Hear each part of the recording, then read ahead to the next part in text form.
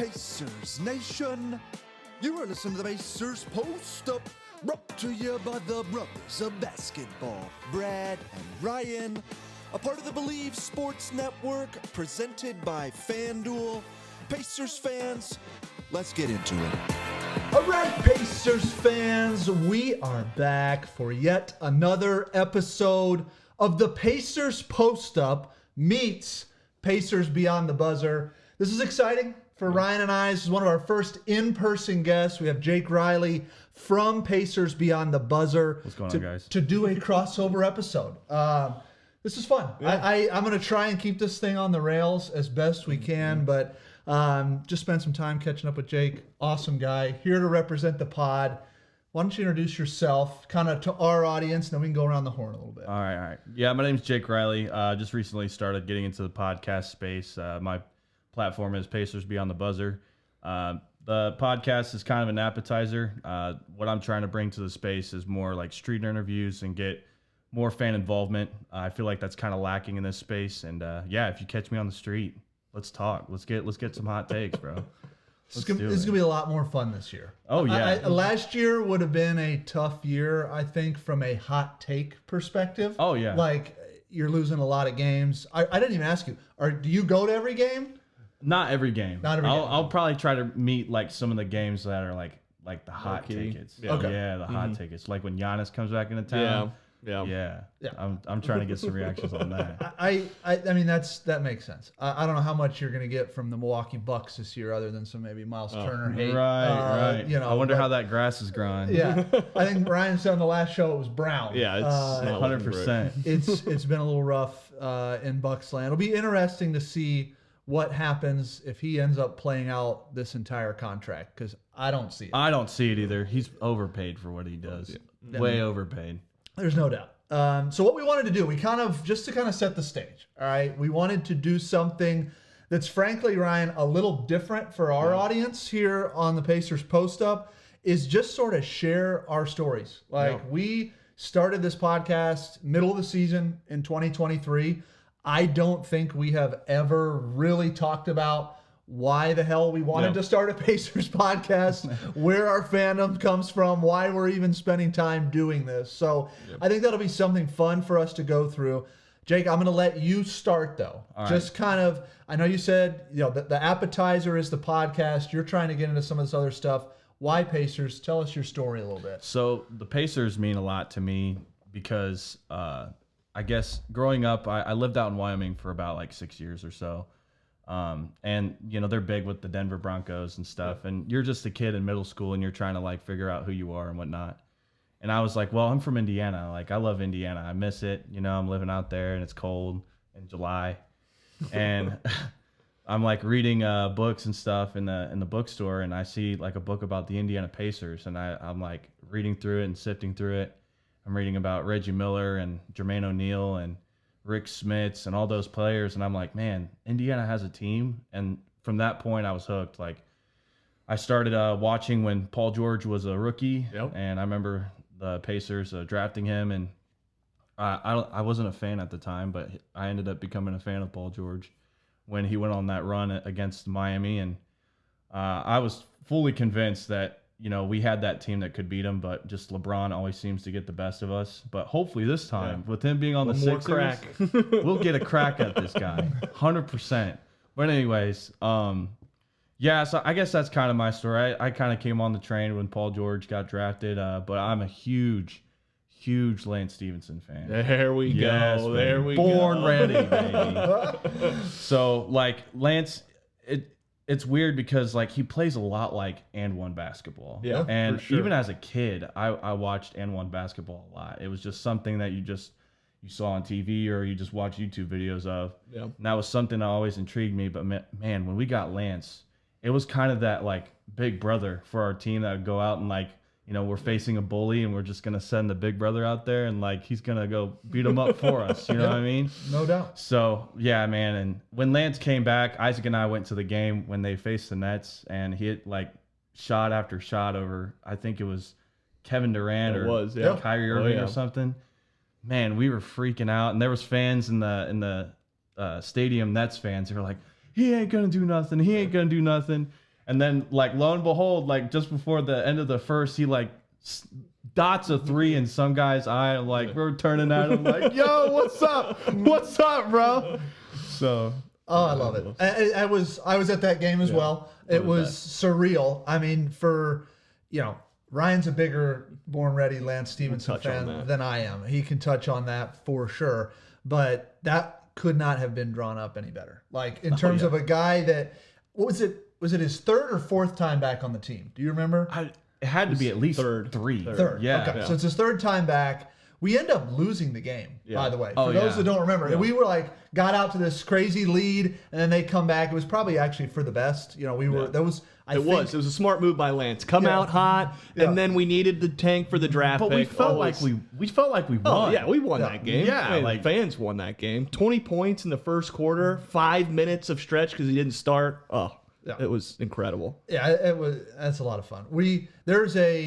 This is not official. Okay, we're gonna go sidebar here. I won't. Why don't we go to Ryan? Because I'm gonna bet. I don't want to steal any of his thunder. Because I'm gonna bet you'll get to this. If you don't, I'll fill in. No, we'll go right there because in high school, Jake, I took a group of like 12 of my best friends and we painted up Born Ready because I was a diehard. I was wearing And1s to get to school. I mean, long before they were out of style, in style, however you want to say it. He was the face of And1 at this point.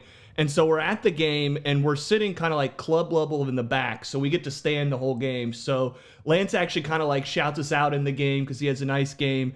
And then after the game, his cousin Wax, shout out Wax, came up to us and was like, hey, we're trying to start the next G2 zone next year for Lance Stevenson, and we want you guys to run it. So this whole year in high school, I was pumped out of my mind because I'm like, I'm going to be the head of this Lance Stevenson crew. Like, this is incredible. Lo and behold, he ends up signing with the Hornets that offseason, so leaving. So I ended up going to the G2 zone the next year, so got to kind of enjoy that I experience. have to cut you off. Yeah. And our mom. Oh, yeah. Gosh. And shout out to our mom, who we love dearly. At this time, when Ryan was kind of going back and forth with Wax, she tweeted out, "It's official. Ryan is going to be leading." They were going to call it what? Square One? Square One, baby. Square One fan zone. Ryan's going to be leading it. It's official on Facebook. And we were all like, what He's the a free agent, Mom. God, like, what are we doing here? Anyways, not to cut you off. I had to throw that plug in. No, I don't. There's not. I mean, the story was grown up in Indy. Brad will know, and for fans of our show will know we're not LeBron fans, but early in my NBA fandom, there was a picture out there of me in a Cleveland Cavaliers LeBron jersey at a Pacer game. One of my more shameful events or showings, I would say. But then shortly, when he made the move to Miami, I was like, I'm done with this. We're cutting over. And that was when the Pacers were just starting to kind of get good. It was that series that year. I think it was 2009 or 2009 or something. Who was on the team? It was like Darren Collison and rookie Paul George. Lance had just joined. Roy Hibbert. I don't think we had gotten West yet, but we played the Bulls first round, and I think it was a 4-1, but you could tell it was coming. Yeah. And so then I started getting into it. The Lance thing happened. And then in college, I actually ended up interning for the Pacers. So Wow. I did kind of a game ops thing. Now, it was the fever season, and this was the fever season where instead of having 18,000 fans a game, we're talking 2,000 fans a game at the time. Yeah. But it was still cool to do. We got to like interact with like the amazing Sladek. Like I was this guy who shimmied his chairs. If you know his halftime show, he's the one who like does handstands on the chairs in the middle and stacks them. That's cool. And we did like boomer events at, like the Veterans Hospital or a school and so I was studying to do sports management and really thought like dream was to go work for Pacers. And ironically, kind of getting under the hood kind of took some of the fun out of it. Yeah. So it was like, I'd rather just kind of go do something else and then get back into Pacers. And then as Brad said, we started talking early Pacers. And I mean, anybody who knows me, it's 90% of what I like to talk about. Nice. Yeah.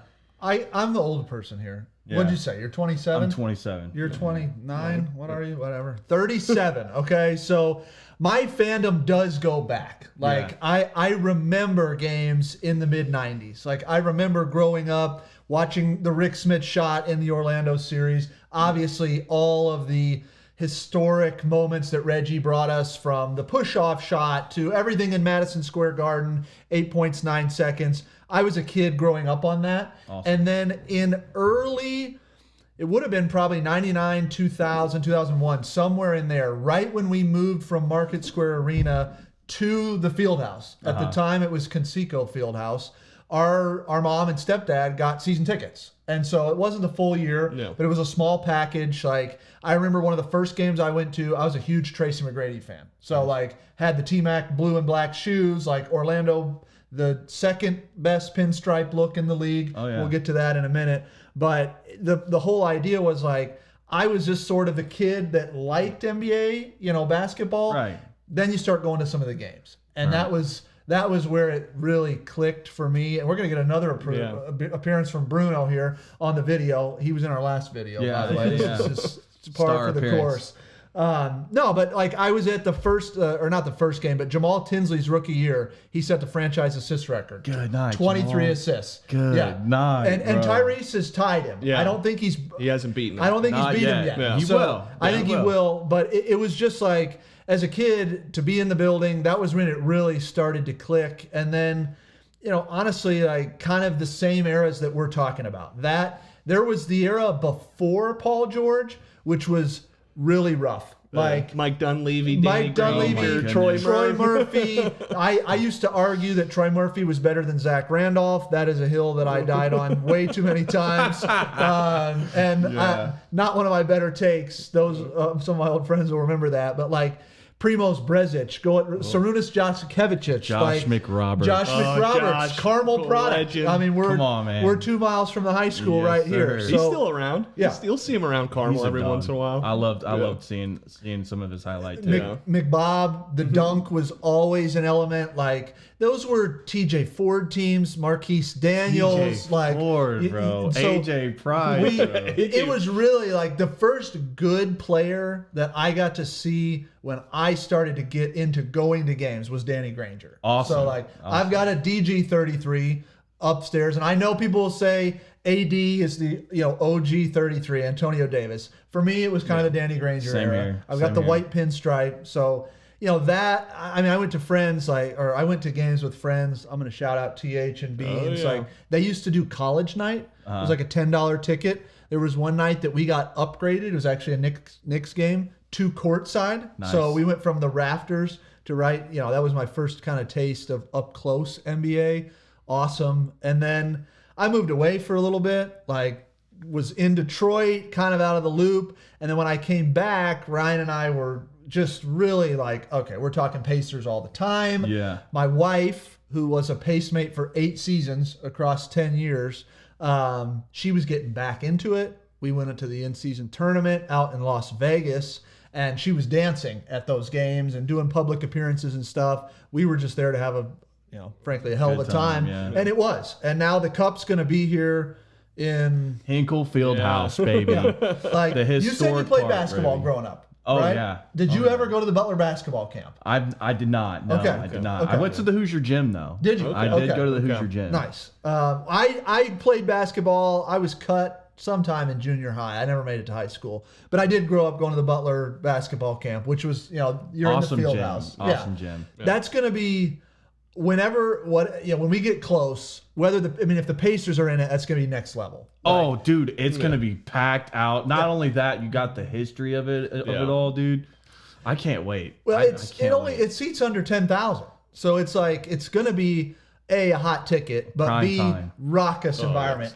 Yeah. So, Ryan, when we went to Vegas, that Bucks game, crickets, dude. Dead. Crickets in the If building. you cheered, it was almost embarrassing because nobody in the game really had a lot of allegiances to it. And I've heard people on other just shows or whatever say, why would they have it at Hinkle? The attendance is going to be down. Well, clearly you weren't going to the games because there were maybe 2,000 people in a 20,000, stadium. Yeah. And it was weird. Now, the second game with the Lakers was a little more packed, but the one against Milwaukee, which was an incredible game, was dead silent. Yeah. That was the Tyrese, time, Dame. Time. Yeah, Oh, Dame, baby. And the players talked about they didn't recognize how quiet it was as a fan. We were screaming at the end of the game. I felt like I could talk to him, and we were in the second level. Like that was kind of how it was. So anyways, long story short, for those of you that do listen, we're now season ticket holders. We go to pretty much every game that we can. I was very fortunate to have my wife be a Pacemate through the Eastern Conference Finals run. Those two last seasons that she danced, because we did get tickets.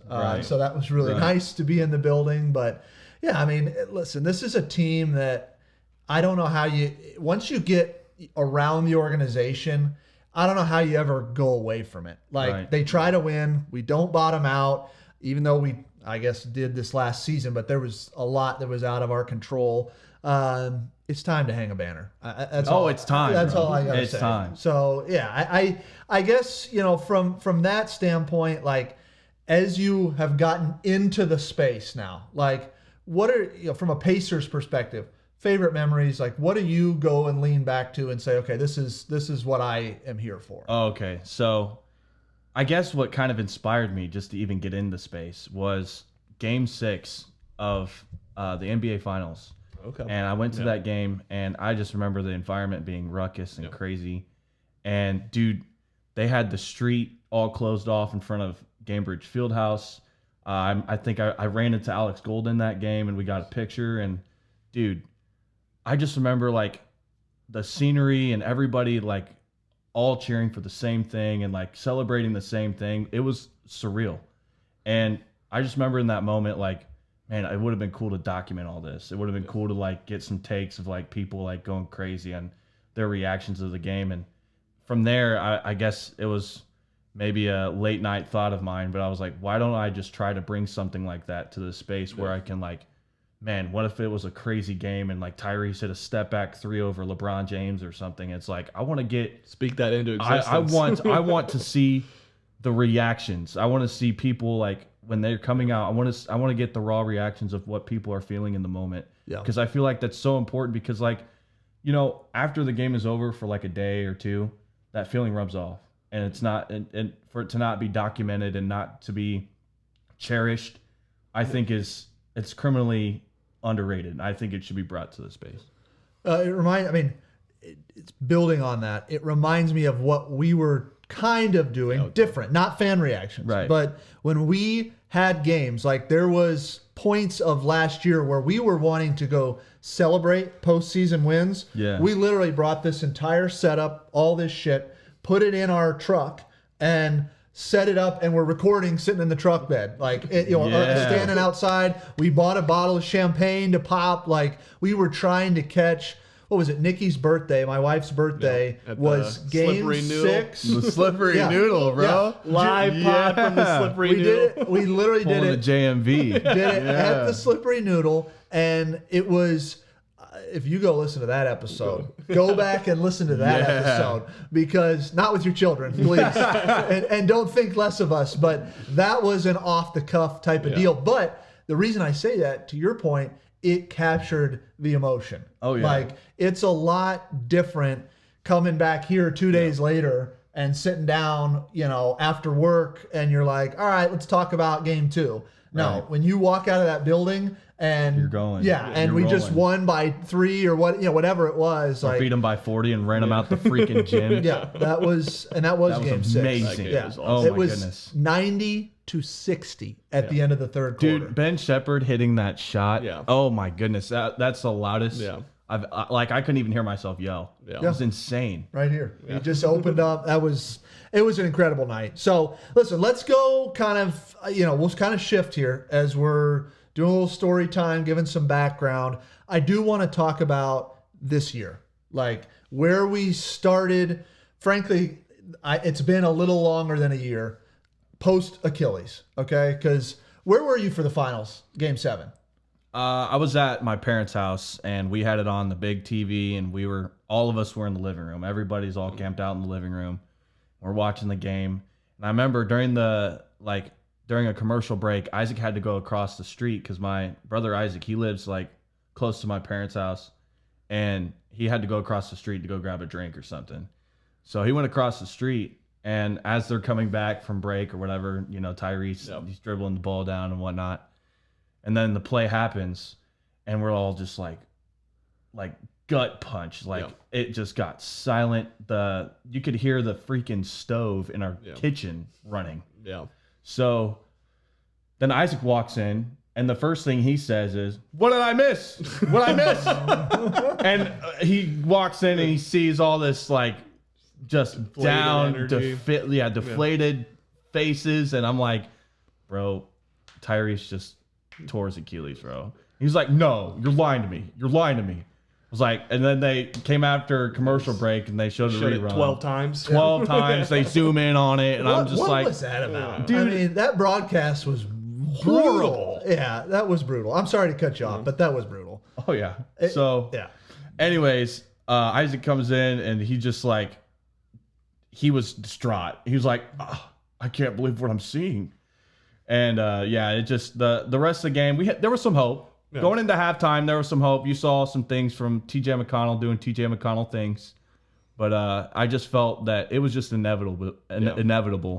Just the energy was sucked out of our team, and you just felt when Tyrese was going, like hitting shot after shot, you just felt he was going for 50. Yeah, he was gonna go for 50, and it will be the greatest what if in NBA history, in my opinion. It took the words out of my mouth. It really will. I mean, certainly not in Pacers franchise history. It will not be topped. I don't know how it can. Oh, it won't. It's impossible. Yeah, with the run that we were on, and I agree with you. NBA history, I can't think of another what if that comes to mind that's like we were right there. Right. And the beauty of it. So let's go through this last year. The beauty of it is, we are now essentially 13 months removed from the injury. We've had a lot of, I'll say, downs. I mean, from the standpoint of worst win-loss record in franchise history, missing out on the top 4 pick, the Knicks hanging a banner. Like it's been. I got my Hicks versus Knicks shirt on. It's been a little rough. So I guess if you had to, I'm going to get Ryan in here. If you had to put, I'm going to ask both of you. If you had to put like what has happened in the last year, setting aside the bullshit, what are you most now optimistic about? Because there have been some good things threaded through. Most optimistic about is we've got a championship team going in. And truthfully, as a Pacer fan, and in my life, we've only been able to say that a few times. I mean, the Paul George era, the Victor Oladipo era, and Domas didn't really have that chance. But Tyrese is the real deal. And we've seen him win on the biggest stage. And you pointed out we're 13 months removed. We'll be 16 months removed from his injury once the season starts. It'll be 20 some odd months when we actually need him ready for the playoffs. And guys took leaps last year, which I think is the underrated part. Nembhard, who I'm going to touch on here later probably, is just probably the most underrated player in the league. Nesmith's going to be a dog. And I think we're underestimating what Zubac is going to bring. And then you add in one of our weakest points was wing defenders with size, and you fill that with Kelly Oubre Jr. And so what am I most excited about? We've got a revenge tour just waiting. And we're going to get cracks at the Knicks. We're going to get cracks at Giannis. We're going to get cracks at LeBron. And likely, no matter how the playoffs shakes out, you're going to have to go through all 3 of them, or at least not multiple of them. And I couldn't picture a better dream scenario to go to the finals. So I don't know. Where are you at, Jake? I think similarly. And honestly, I'm going to touch on the Zubac thing because I don't think people actually do realize like that combination. Like they saw Harden and Zubac, but Harden is so much different than Tyrese Halliburton. Tyrese Halliburton is a true point guard. Harden has to get his 30. Harden has to get his 10 assists. Harden has to, he has to command the ball and like do all of his moves or whatever. It's got to be all about him.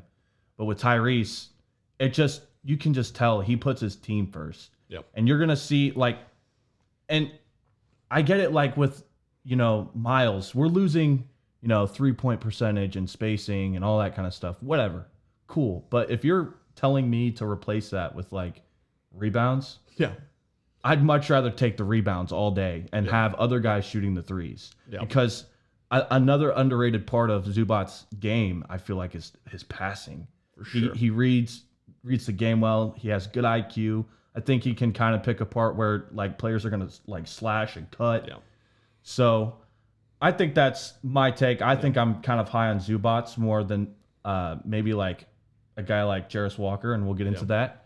But I have high hopes for Tyrese, and I've been telling guys at work, like, kind of have like, you know, like reasonable expectations for Tyrese coming back, because like, again, an Achilles is kind of, it's different for everybody, because you saw how Jason Tatum was coming back into the league, and you know, it looked like he had a really good start, but as the season progressed, you kind of just saw like he's still trying to trust himself. And you know, I think we need to give Tyrese all the slack in the world, because like if we give that to him, I think he's gonna be able to come in comfortably this next season. The nice thing is, and you talked about Nembhard, TJ, we'll see about Braden Smith. I don't want to put too many eggs in that basket necessarily. But even Siakam, Jarris, if he's limiting turnovers, like we have guys that can play make on this team. Yeah. It is a very selfless roster. And so we've seen, you know, Rick Carlisle run 2 basically point guard lineups, whether it's Ty and TJ, Drew and TJ, you know, obviously Ty and Drew in the starting lineup together. I think there will be adequate of opportunity for him to work himself back in and not be forced necessarily to be the Ty from Game 7, you know, 2 years ago, right on day one. I think that's critical, and frankly, I think the fan base expects it. Yeah. If you're not and you're listening to this, you should, because you know, we started the finals run with a 10-15 first 25 games. Like, we looked like shit, frankly, for the first, you know, part of that season, and figured it out. And I don't expect us to go 10-25, but I wouldn't be shocked if we were 500 to start the year. The first couple of months. I mean, the East is way deeper, than it's been. And so, yeah, I mean, I'm with you guys. I mean, I think the additions that we made are not sexy additions. Like Zubats and Kelly Oubre Jr. are not going to be, it's not LeBron. It's not Jaylen Brown getting traded. It's not, you know, Giannis to where, I mean, there's a lot more superpowers, like, you know, star power, I should say, going to these bigger market teams. But we addressed issues that we had. And that to me is like the savvy way that small market teams continue to inch forward. Zubats is not a stretch big, although, you know, there's a lot. I mean, we saw the video, Jenny Buchik out, you know, training with him. I'm not going to be shocked if he fires up a few. He's only got like, what, 12 or 13 on his whole career. I bet he eclipses that this season in attempts. For sure. So it's going to happen. Rick Carlisle is a phenomenal basketball coach. They're going to find ways to use his size and spacing. And then to get Oubre Jr., frankly, for $8 million-ish a year. Oh, dude. I mean, when I look around and I'm like, okay, you know, you start to see some of these other contracts, Gary Trent Jr. contract, and maybe they're paying him for 3 years ago. I don't know.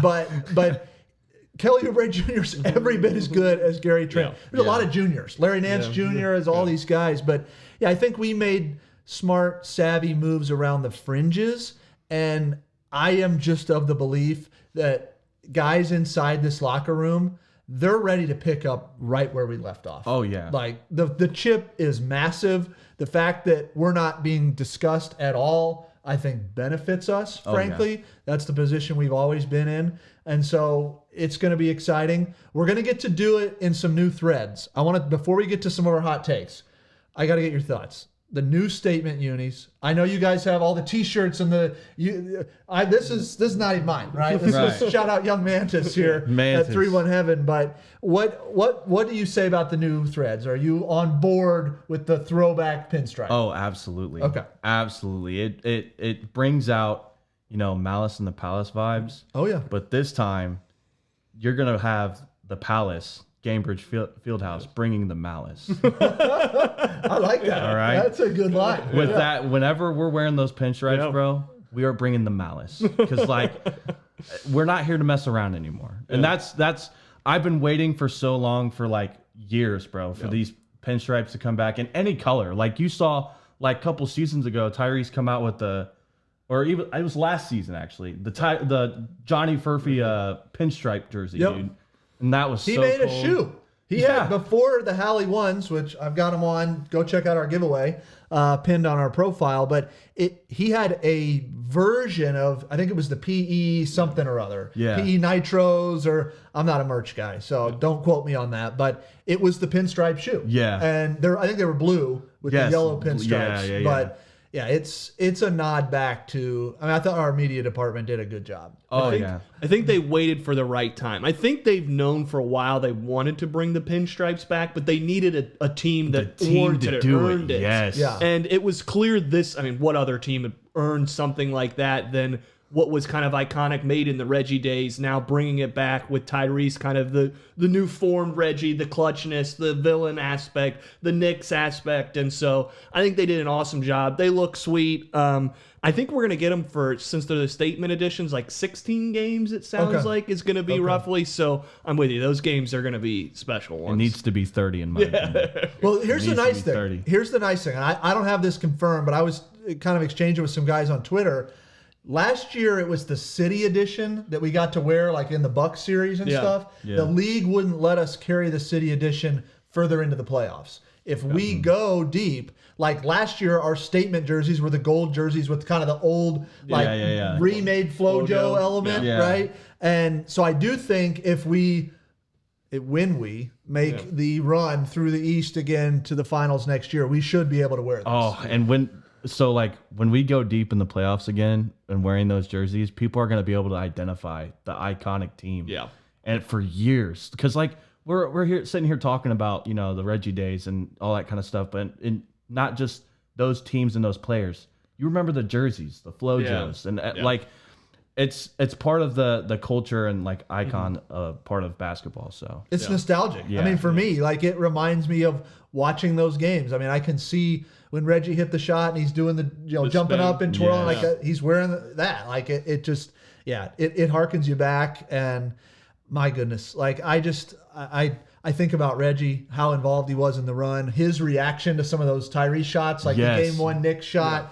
That to me was just like, I hope we can, not just for the city and the fans, and obviously selfishly, I hope in Reggie's lifetime we can hoist the Larry O'Brien. Yes, but hoist. all right, let's talk. We're gonna go around the horn here. All right, we are gonna do a little hot take around the horn. I say we limit it to 3. And I know you prepped a lot. Yeah. I think we limit it to 3 because otherwise we could just go on and on. Yeah. But I'm going to start with you, Ryan. Okay, and we'll just kind of go round robin here. We're doing 3 hot takes for this upcoming year of the Pacers season. So, Ryan, why don't you kick us off, and then we'll just go here, and I can go third. Yeah, I've alluded to this a few times, but I think I'm ready to make my full argument around this take, and that is Andrew Nembhard is the most underrated player in the NBA.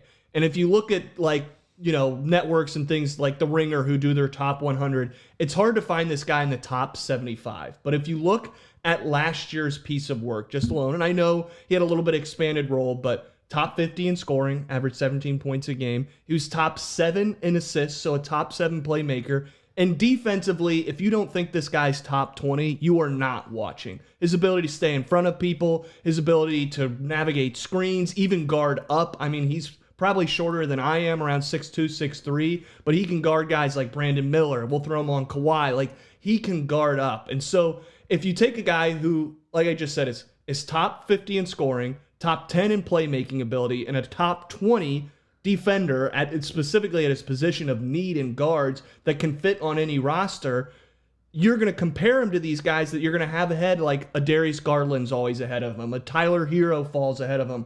But under what Nat world, if you're looking, let's go Darius Garland real quick. When he was on the Cavs, if you swapped Garland for Nembhard in those series, I bet they beat the Pacers. Oh, yeah. 100% because of his defense, and Nembhard also has the absolute playoff riser in him. All of his numbers go up, his percentages go up, and he's kind of got that clutch gene. If you watch all the highlights before Tyrese's obvious heroic moments, there's usually a Nembhard steal or a Nembhard step back that leads to that moment. Yes. And so I just don't think the casual fan knows Nembhard well enough in his game, and he's got a deep bag of getting to the rim, pull-ups. He's got one of the strongest. We were talking about how Lance used to just barrel into people. Yes. Nembhard's got that same mentality, and he never complains, and he'll bounce some people that are smaller on him. And so for the fact that he's always out of the top 50 players in the league when he's typically closer to that 75 mark, I think is just it almost actually ironically plays a benefit in our our league, and I'm sure the league knows this in a way, but that's why we've been able to get him on these deals that are so team friendly. I mean, he's not even making 20. He might be right at 20. Just under 20. Just under $20 million a year. That's a joke. I mean, you got Christian Braun making 25. You got Miles Turner making nearly 30. Like, there's no question after watching Miles Turner and all of his stuff, we were fans of his game at the time. But Andrew Nembhard is a better basketball player than Miles Turner. By no far. question. Yes. So I just think I don't even know if that's a hot take in Pacer Nation, but I think it'd be a hot take around the NBA. Gotcha. Well, and to kind of touch on the point of Andrew Nembhard, I like his defense. The way he pulls a chair on people, dude. It's another underrated part of his game. Yeah. But I'm gonna go into my hot take here, and I think that this season, TJ McConnell is gonna make a case, if he's not already, the best backup point guard of all time. This year, he is going to make a case to be the best backup point guard of all time. And I already hear the people in the comments and Twitter. I already hear people like, Celtics fans like, what about Peyton Pritchard? What about Peyton Pritchard? Look, you could make an argument for Peyton Pritchard, but here's the thing with Peyton Pritchard. He is a combo guard. He is not a true point guard. A true point guard, in like per definition, is a floor general. And that's what TJ McConnell is. He picks apart teams, and like where else in the league are we getting a guy like a point guard coming off the bench, giving you 5 assists, getting the crowd involved in such a way to where it's like a 6th player on the freaking court, and just leaving an impact more than just scoring. It's the grit, the hustle, everything that he embodies about Indiana basketball. And just in basketball in general, just to get away from the bias point of it all, TJ McConnell holds a lot of value coming off the bench. And a lot of that is just like, his consistency and just being able to run the offense and pick apart teams. And and he's also joined Lou Williams in like NBA history with the 3,000 assists. Okay. Coming off the bench or something. So like that's my case. I think this year will solidify it, and I think he may end up averaging like 11 or 10 points. He might score more because like the point guard position is kind of still a position in need right now. For sure. And we're still kind of waiting to see what Braden Smith may end up being. But I think this year, TJ McConnell is going to make the case of being the greatest backup point guard of all time.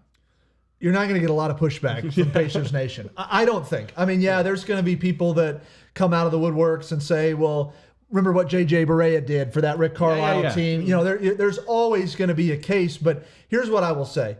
If you just look back last season, or I keep saying last season, I have basically Men in Black myself from 25, 26. The forgotten season. I am going back to the finals year. The talk of that year was about OKC's extraordinary defense, ball pressure. They had wings and length for days. Make no mistake about it, TJ McConnell was owning them for stretches almost carried us there. I know that he had some turnovers there in the third quarter of Game 7 that were rough. He was forcing the issue, but we had to, right? Because of Tyrese being out. But he carried us in games. There is, and maybe we'll touch on Mathurin here in a minute briefly at the end, because we were not a pro Ben Mathurin podcast. Right. And I realize that. So and Ben Mathurin was just throwing Nembhard under the bus the other day. I don't know if you saw that with the Darius Garland video on Instagram, whatever. I'm going to get off topic here.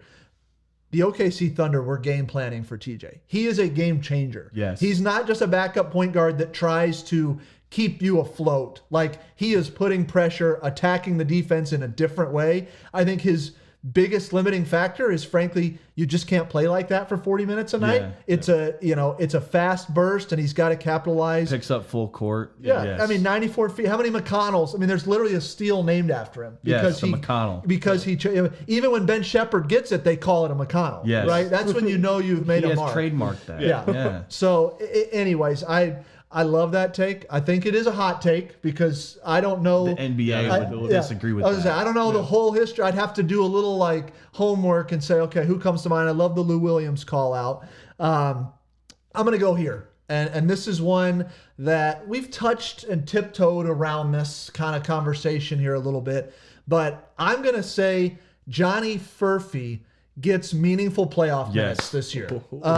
And the reason I say that, okay, is Rick Carlisle has a type, right? Like, we're men. We've probably been accused of having a type at some point in our life, right? Like, my wife is my type. So that's the answer to that question. There you go. But with that being said, I think that Rick Carlisle just adores the way that Johnny Furphy plays. And he is the ultimate, like, energy, hustle, these motor. I mean, all the things that he fits well. The buzzwords that you hear our team talk about, Johnny Furphy is all of them. I don't even care about the shot. To me, his role is entirely to come in, be a glue guy. He's, in my mind, if the shot is even close, he's Ben Shepherd plus, because he's bigger, gives you more switchability, more versatility on the defensive end. He's younger. He's younger. I think that we are going to come to April, May, June of next year, and this guy, I'm not saying 20 minutes a night. I'm saying if we're in a series against the Celtics and we need another body on Jason Tatum, you're going to try Johnny Furphy. He's going to be a dog. I just think that that's kind of the route that this coaching staff wants to go with him. And so he's out of sight, out of mind right now, rehabbing the ACL. You know, I mean, we're all friends with the guys over at Setting the Pace here. They did a great interview with Chad Buchanan, and you can just tell they're kind of slow playing it, but I think he's a guy that's going to be in the rotation. So that is my hot take number one. Watch out for the Australian come late season into postseason. Oh, Johnny Furphy was the revelation of last season that we wanted Jarris Walker to be. Yeah. And 100%. Jarris showed offensively more than Walker did, obviously, but we know that we have a lot of offense. We need the defense, the wings, the switchability that you alluded to. And what he did was awesome. He just needs to get healthy. I'm hoping we can see him sometime in January, so he's got a little bit of time to kind of get back under his skis and start following through. But you could tell the way Chad lit up when he was talking about Furphy, and he's got a role. And even if it's not this year, there will come a time where Furphy is relied on for this team in playoffs. So love that take. My second take, actually, I'm going to go outside the Pacers real quick and go to the team that everybody's talking about, and that's the 76ers. But I'm going to take the opposite take. I think the Philadelphia 76ers next year find themselves in the play-in. And here is my argument. I love that take. I love it. So there's a couple reasons. Number one, any new super team, star power team always has that kind of initial stretch in the NBA where they're figuring out. Offensively, it's a little bit clunky. Right. Who's got the ball? The whole usage argument, everybody's kind of gone over where they have a usage rate in their starting five of like 150%. So getting to kind of understand that mesh will take some time. And people say, oh, well, it's LeBron, he figures it out. The Heat took some time. The Lakers took some time. So like this stuff takes a little time.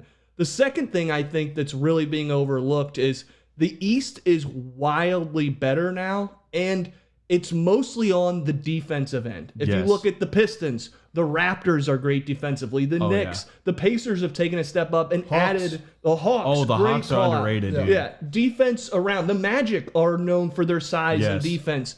And I think on a night in, night out basis, that might be what kind of carries a team through the regular season. I know a team like the Pistons and the Hawks and the Raptors kind of puttered out because their offense in a 7-game series gets a little stalled. But if we're talking about throughout the regular season, there is a clear way to attack the Sixers off defensively. Yeah. If Embiid is in, the way he moves now, yes, he can still protect the paint, but you can attack him in speed pick and rolls all day long. Same thing with LeBron. So they don't have a lot of speed at the back or the front court.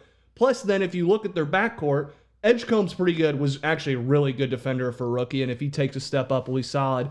But even Maxey is not great. He's more of a speed kind of pest defender than somebody who stays in front of people. If you look at Jaylen Brown defensive numbers, I was looking at Basketball Index today, have actually taken a real dive over the last couple of years. And so I look at their team trying to get through chemistry, figure out the offense. Their defense is going to have weak points. Their bench isn't great. Dean Wade, Anthony Simons can't really defend. Their backup center unit's a wash. Who are they even playing when Embiid is out? And we know Embiid has only played average of like 35 games a year in the regular season, and they're going to slow play him. So I think there's a legitimate chance that if you're looking at the Pistons are going to be in the top part, the Pacers, the Knicks, the Cavs, and the Celtics, and there's one more, and the Raptors could easily be the top 6, and Philly finds himself having to win a game or two to get in the playoffs. Yeah, I think the Hawks could be sneaky good Yeah, too. the Hawks, yeah. Yeah.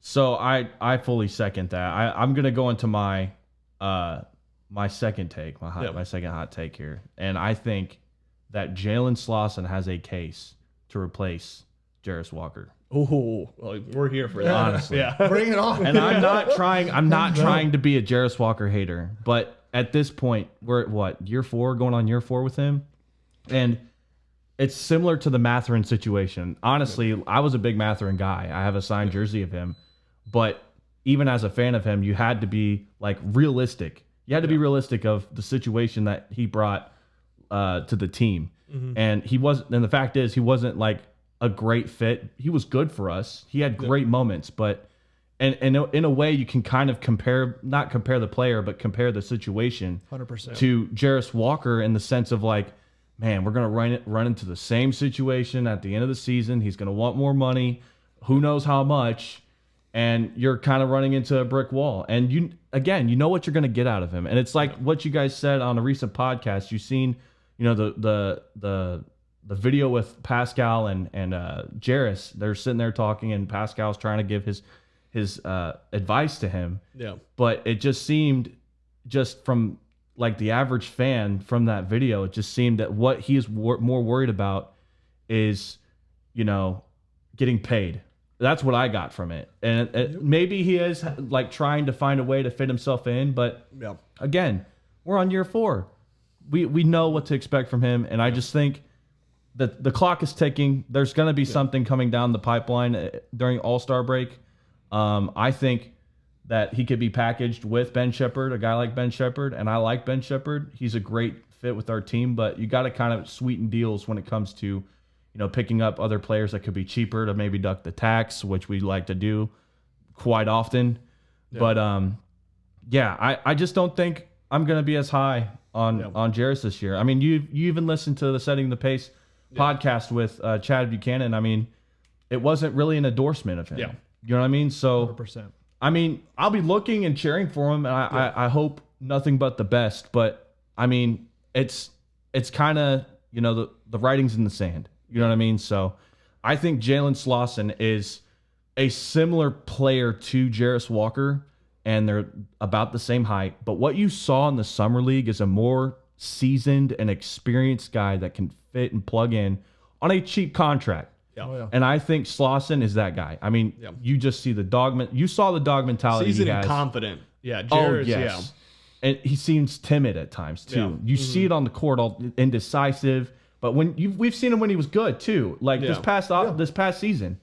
But I think Jalen Slauson's the next dude. You just again, you see what he did in the Summer League. Oh, he was a dog. He was a dog. Well, and here's the part that is going to get either one of these guys on the floor is on the defensive end. And you have to give Jalen Slauson the edge right now. Oh, 100%. From what we've seen with Jarace, his inability to move his feet and stay in front of guys and use his big physical frame, Slauson does all that. Like, he can switch, the chase down blocks, like all of that stuff is already there. The shots, it's rough, but I don't think the organization is as concerned with that. You have to be able to hold up defensively, because we saw him in Summer League, Slauson that is. He can finish around the rim. He can cut. He can get to the basket. You're not looking for him to score 15 a game. You may, if he plays good defense, gets 2 blocks and has 6 points on 3 dunks, you're fine. Right. That's a playable player for the role that we're looking to fill. Yeah. You can't have Jarace come in, get blown by, OG Anunoby takes off the dribble twice, and then he turns it over. Yeah. And that's what we've seen from Jarace, frankly, too much. And I'm going to take this and kind of piggyback, Jake, off of what you just said for my next hot take. And this is tangentially related to Jarace Walker. It's not entirely related to Jarace, because I'm not calling him out or even saying that this has to happen if my take comes true. But the take is somebody that is not on the roster today is going to be a guy that we talk about this season, filling a role. Yes. And how meaningful? Is it a postseason role? I don't know. But I don't think the 14 plus 4 right now that we have vying for 3 two-way spots. And I know they could give a standard to Braden Smith. There's contract maneuvering. I don't think that's advisable, honestly. No. I think you cut ET loose, give it to Braden if that's the route you want to go. Let him try, but it's not really part of my take here. I just think we are going to see another transaction. I think you mentioned, Jarris and Shep. The Mathurin thing is very real. If you're not committed to these guys as a franchise, and you're going to go to restricted free agency next summer, which is it's a bit of a question mark in and of itself in general, right? Around the league, it is. Mathurin still doesn't have a deal in place. We've seen it with guys like Jonathan Kuminga. Like, this is not new news, but you also don't want to necessarily get to that point. And if you're going to move off of them, it's probably at the deadline. You mentioned the tax. Yeah. And if we are in a position where we're posturing for a deep run, that's when you have to say, all right, if Shep or Jarris are not contributing, and I think Shep's more in line to contribute than Jarris is, at least right now. Yeah, we'll see how the season goes. Then you've got to make a move. And so I still worry about our point guard depth too. I think, we've said it a number of times, Ryan. I don't want TJ playing 82 games. I frankly don't want Tyrese playing 82 games coming off the Achilles. Like, we're going to need some nights where we can still remain competitive. Braden Smith is not that guy as far as I'm concerned and what I saw in Summer League. Maybe he gets there in the next couple of years, but I think we are in the market quietly for a veteran point guard.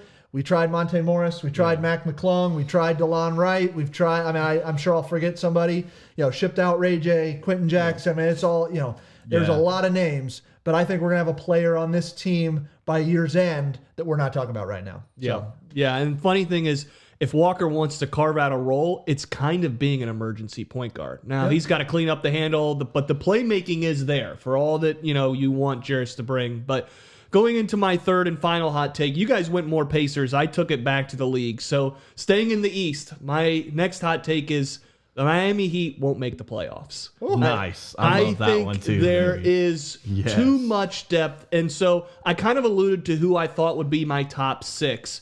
And then so you're going to have a really competitive play-in, but almost to what you were saying, Jake, I think there's going to be a sneaky young team that probably finds its way in, whether that's the Hawks, the Magic, the Hornets. I know they got rid of LaMelo, but they had a second half of the season that was on fire, and one of these young teams that can play in and out every night. And that's kind of my fear. If you look at Miami, you've got two real issues, and one is Giannis isn't healthy much anymore. And so if Giannis misses a quarter of the season, half the season, and I hope he's healthy, but if he does miss that, you've basically gotten rid of all your depth and shooting. I mean, we're talking about Davion Mitchell, Tim Hardaway Jr., and then Andrew Wiggins as like your shooters.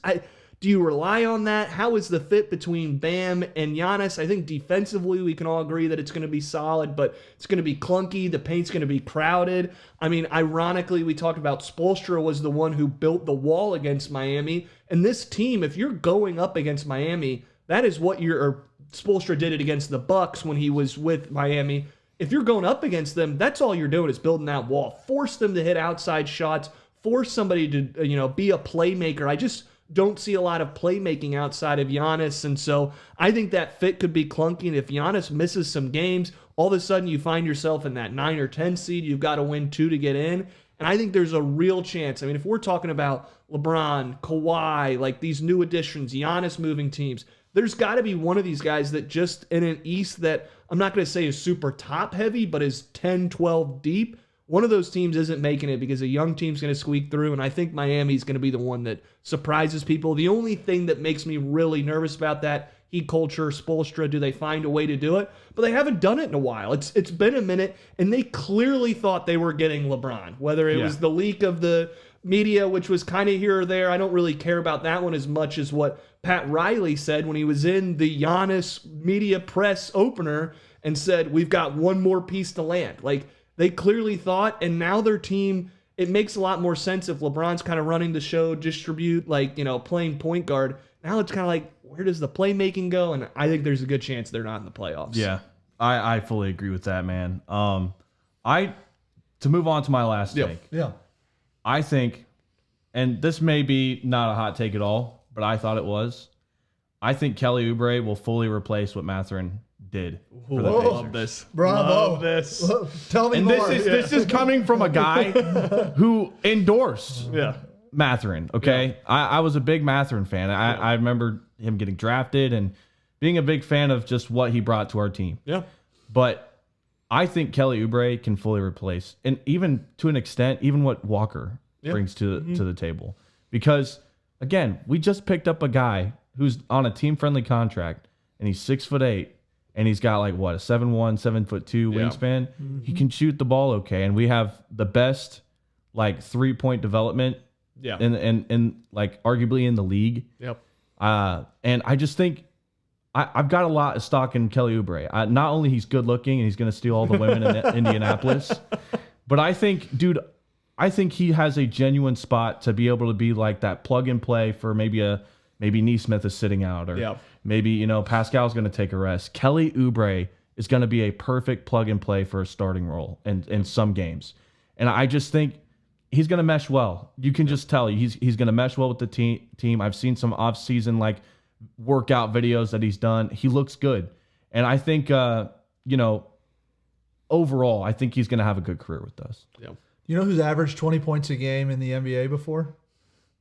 No. Kelly Oubre Jr. You know who hasn't? Benedict Mathurin. That's true. And I'm just telling you, I love to hear it. And I'm taking shots at Ben because I think we've got a lot of flack over the years for some of our Mathurin takes. It's all come true. And not to toot our horn, but this was something you could see from a mile away. Oh, 100%. Kelly Oubre is just a better fit. He is. And when you are trying to build your team around Tyrese Halliburton and his strengths and his ability to set up guys, you need guys that fit around it. And honestly, I wish Mathurin nothing. I hope he gets paid. I hope he has a successful career, whether it's in LA, Pelicans, Bulls have emerged as suitors. Like, good for him. I'm not trying to drag him through the mud, but I do think I love to hear you say that. I think people are sleeping on what Oubre's done in this league. Like, he has averaged 20 before. He took a back seat in Philadelphia because you had Maxey and Embiid and Paul George and these guys that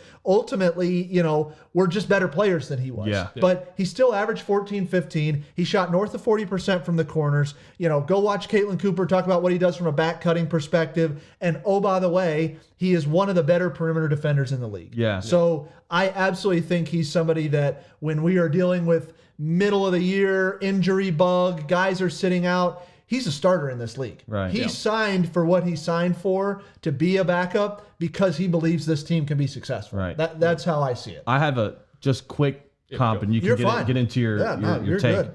I think that Kelly Oubre could be comparable to Julian Champagnie from the Spurs. Because if you watch the NBA Finals, like Champagnie was a dog, and I could see that being like a similar comp for Kelly Oubre. I just wanted to kind of.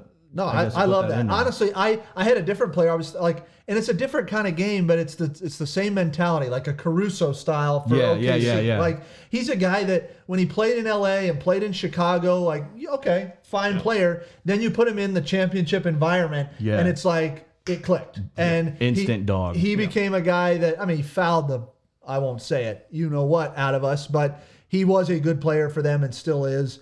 I'm gonna go. This is I'm reaching here, okay? But you said hot takes, so we're going. We're going there. This is I think, and not that we're owed anything. We're not owed anything. It's all right out in front of us. You said it at the onset of this conversation. We have a championship roster, the revenge tour, whatever you want to call it.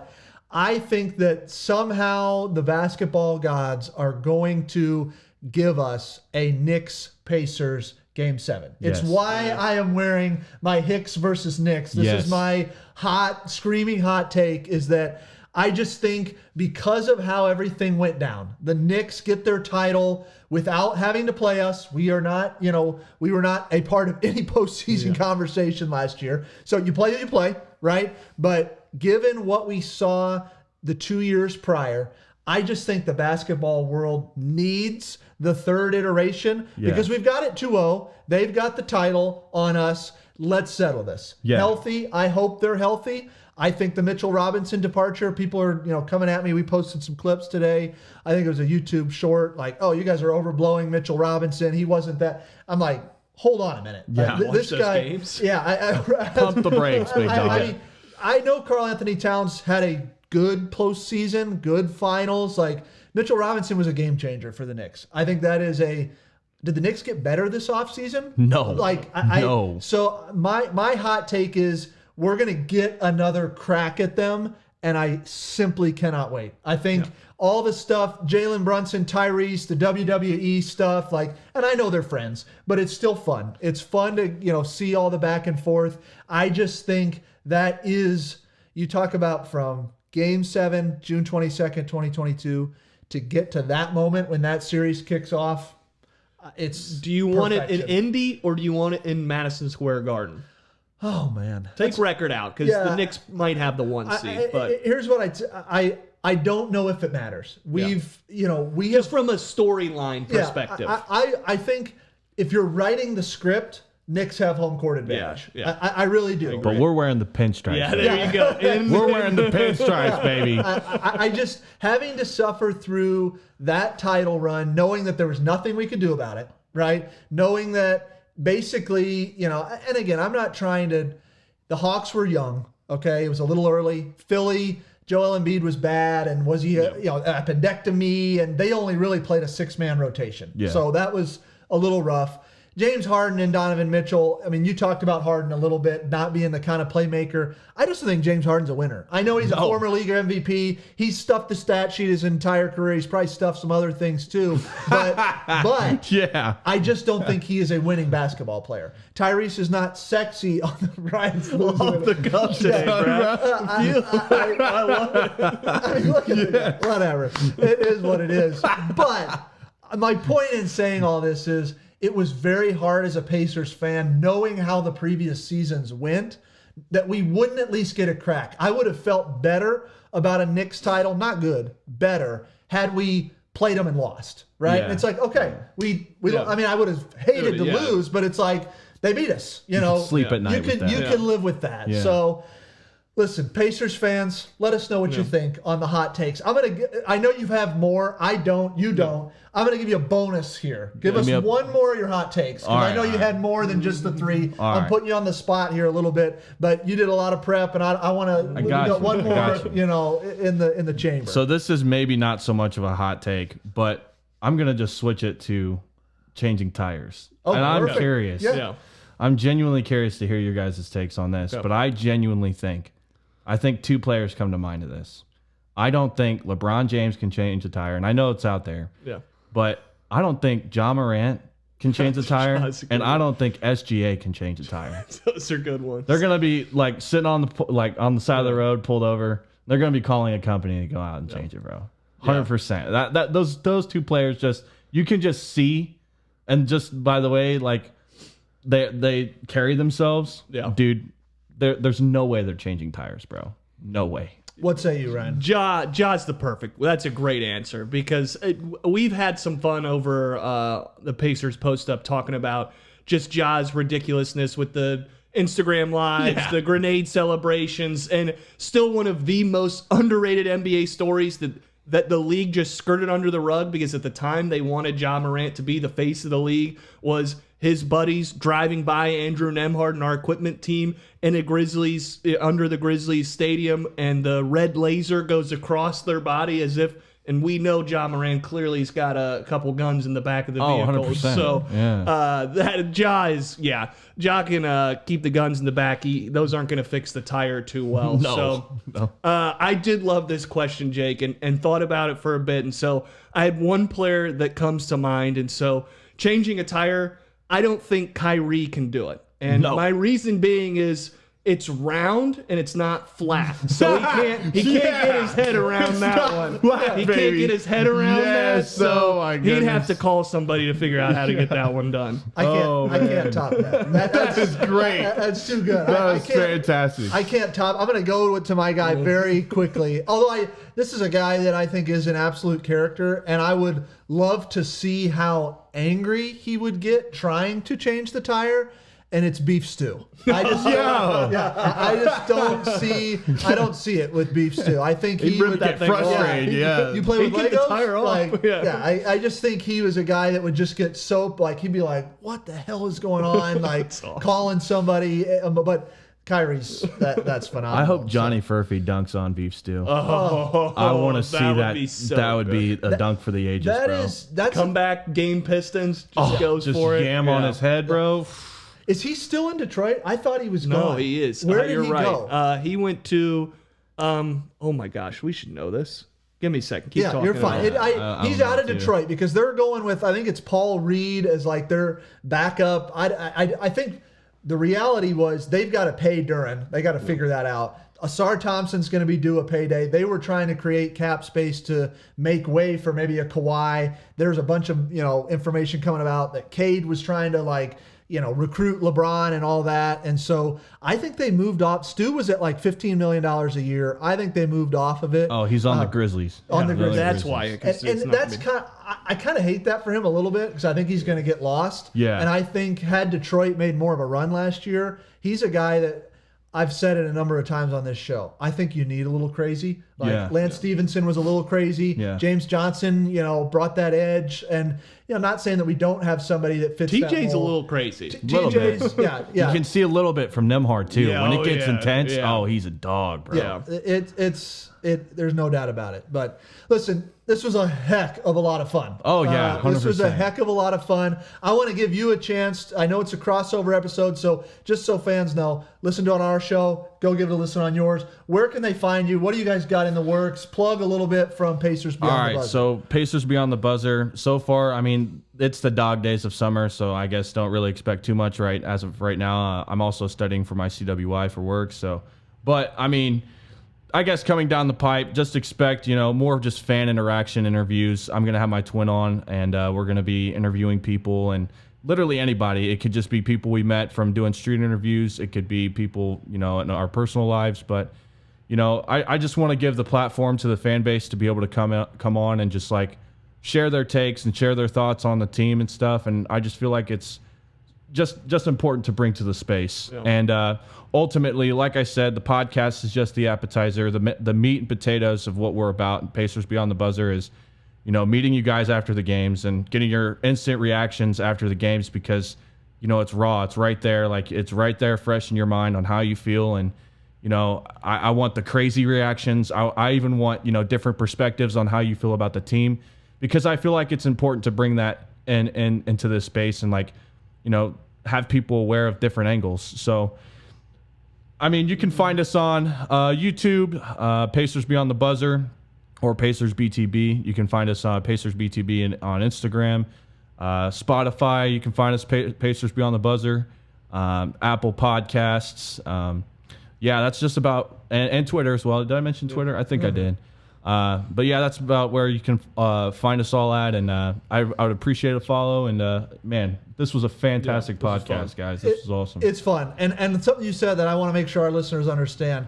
If you haven't listened to one of their shows yet, I think it's really cool the style difference from what's out there already. Yeah. It is more conversational. It's talking about stories and background and how did you become a Pacers fan, and that part of it I think is really needed. When Ryan and I got into this, we literally were just like, all right, let's just come on here. It's word vomit, and not to say that we have it figured out. By no means do we have it figured out. But go check out their show. If you've listened to us, go listen to them. As he said, at Pacers Beyond the Buzzer. Hopefully, Pacers fans, you know where to find us at Pacers Post Up. Shout out to FanDuel. All of our episodes are presented by FanDuel, so I got to put that plug in there. We have a giveaway that is going to be done pretty much when this episode drops. So if you haven't got a chance, go check it out. We're giving away a pair of Hallie ones to kind of celebrate the 2,000 follower mark on Twitter. But Ryan, anything else before we wrap this one up? All good. This was fun. Pacers fans, appreciate you guys listening. As always, go Pacers.